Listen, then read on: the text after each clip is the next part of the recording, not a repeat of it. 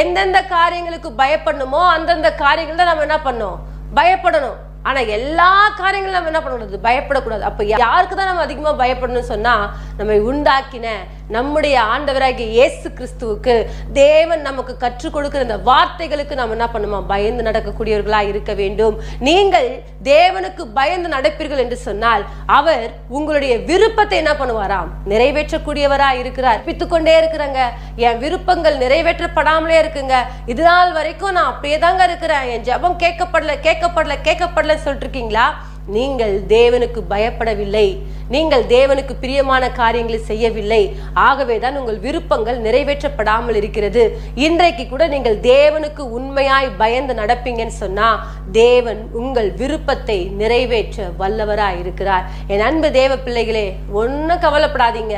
நீங்க தேவனுக்கு மாத்திரம் பயந்து பாருங்க. ஒரு மனுஷனுடைய வார்த்தை